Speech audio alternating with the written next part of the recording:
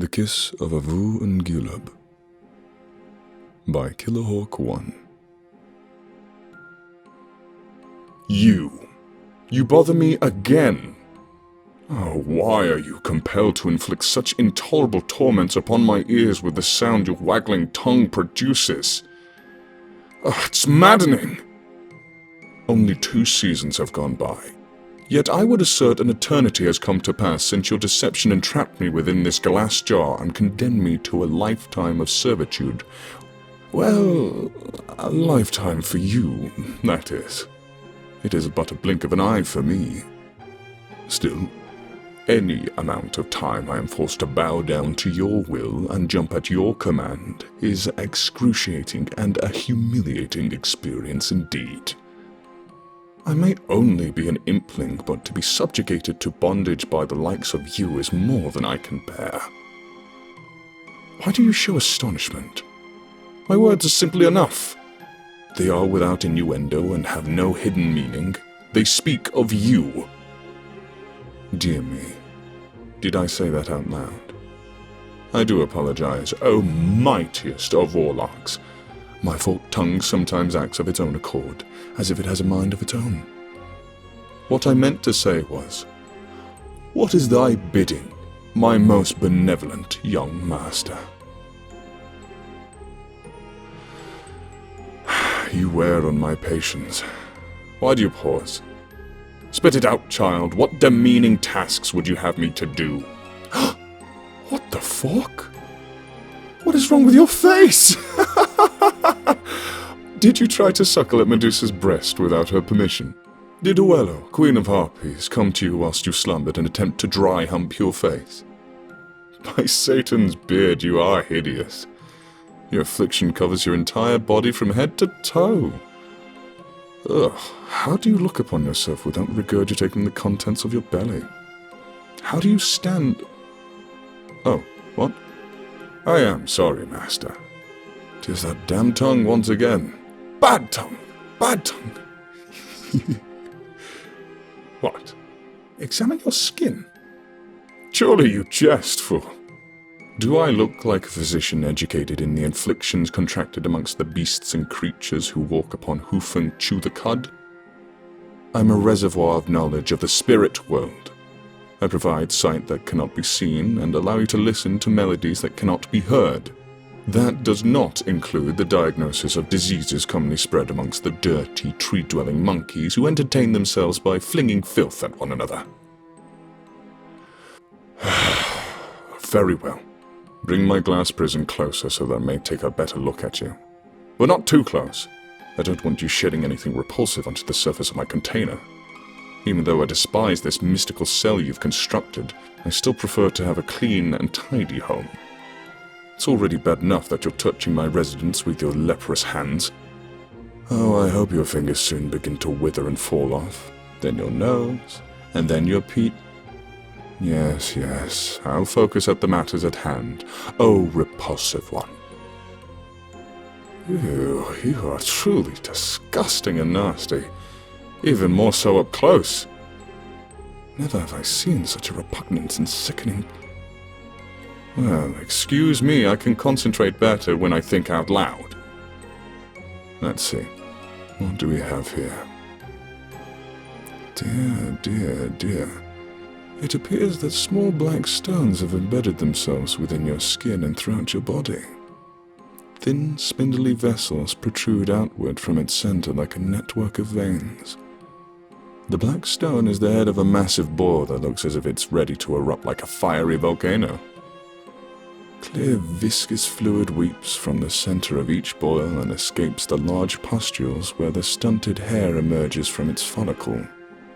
At first glance, you might deduce that the progression of your disease is what inhibits the growth of hair, but you would be mistaken. It is being pulled back under the skin. It is being devoured by the black mass that resides underneath. How long did it take for this condition to spread? 2 days, you don't say. Odd, there's no redness or swelling to be seen.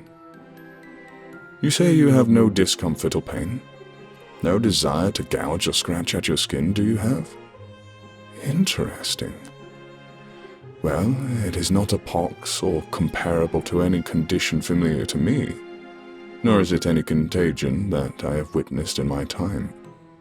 However, there is no doubt in my mind the dark arts are at play here. Shrouded in darkness is this curse. Let us take a look at a single one of those festering monstrosities. See that one in the neck? That'll do. It looks ripe. Do you have anything sharp, such as a pin or a needle? Good. Gently squeeze the abscess and pierce it with your needle. Be cautious. I swear if its contents splatters onto my glass, there will be no barriers, mystical or man-made, that will shield you from my wrath. What is that? It's not pus or blood you removed from your diseased paw. It is a squirming arachnid I see impaled on your needle. Ew! Get it away from me! Kill it! Kill it, you dirty, filthy animal! How dare you! You forget yourself! Do not take the tone with me! Place your anger on yourself, you hideous beast! How was I supposed to know that nastiness would emerge from your grotesque pimples? Do not be envious of me and my flawless complexion. It is no fault of mine that the new residents of your face have the ability to creep and crawl, and most likely can weave a fine web. Perhaps if you ask them nicely, they will spin you a very nice veil to conceal your ghastly face from all you encounter. All right, give me a moment. Let me calm my thoughts. Be still, something stirs in my memory. Tell me, O ugliest sibling to the witches of Stygian, do you detect any strange aromas with your deformed snout that you call a nose? Yes? What do you smell? What does it resemble? Would it perhaps be the scent of rotting or fermented raspberries? Oh, this truly is humorous, I must say. Yes, I know what ails you. I know it well indeed. I do not often lower myself to vulgarities of common men, but let's just say you are the recipient of a grand anal penetration in the most unfortunate of positions. For you have been cursed with the kiss of the demon, Avu N'geelub. Is that name familiar to you? That is not surprising. The pompous and presumptuous often stand too high atop their imaginary pedestals to see what lies beneath them. Avu N'geelub is a mindless brute, and a lower demon of plague and pestilence. However, do not let that deceive you or think any less of him. He is an ancient and powerful creature. He was the last of the woes to be released from Pandora's folly. He is favored amongst the untalented and inexperienced conjurers of magic, due to his ease of summoning and difficulty in banishment. His kiss brings an infection of insects masked in shadow. That is why they go undetected in your body's senses. It remains unaware of hex until it is far too late. It is a plague of louse upon the body that freely gorges and grows unchallenged within your skin. You nourish them with your flesh and tissue. Once birthed, the ones that prefer the air will reside on your skin. They have the likeliness of the crabs of the ocean, but move with the speed of a spider. However, it is their bite that you must fear, for it rivals the sting of the wasp and all the misery that follows. Sadly, that is only the beginning. The ones that prefer the warmth will burrow deeper into your flesh. They will suckle on the tips of your nerve endings, causing you agonies unimaginable. They will eventually penetrate your bone and devour the marrow from within. Your bones will become brittle and decayed, eventually shattering underneath its weight and piercing you fatally from within. I am sorry, little one. It is a vindictive and painful death. No sin or deed committed by your hand merits such an end. There is no knowledge of a man that exists or herb that grows capable of relieving this scourge. It will stay the course until you are nothing more than a dried-out, rotting husk. What is this? You accept death so easily. One with such tenacity and mastery of the art of trickery should not hang his head in defeat so soon. So easily you succumb to adversity. Is this truly the mind that plucked me from the currents of air and encased me in glass? Do not despair, for there is one glimmer of hope that shines in the darkness. Your easy admittance of defeat betrays your ruse and claims you are a master of your craft. You still have much to learn, young one. A prodigy among your peers you may be, but do not forget, even by the standards of your kind, you are still very young. Youth will always be absent from experience, the greatest teacher of them all. Truth be told, even a curse can be countered, every hex can be deflected, and every attack can be transformed into opportunities for revenge. What if I told you that this can all be obtainable with a mere flick of a finger, the simple lifting of a latch to a small glass jar? Yes, I offer you a proposal.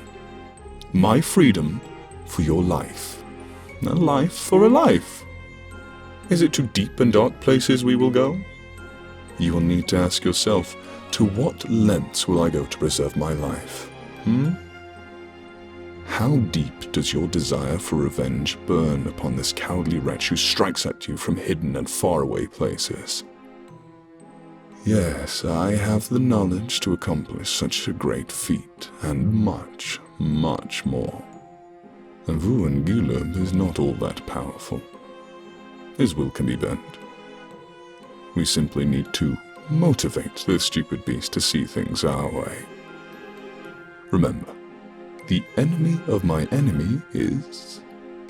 well, I'm sure you know the rest. How far are you willing to go? What are you willing to sacrifice? What are you willing to do? What say you? What say you? Part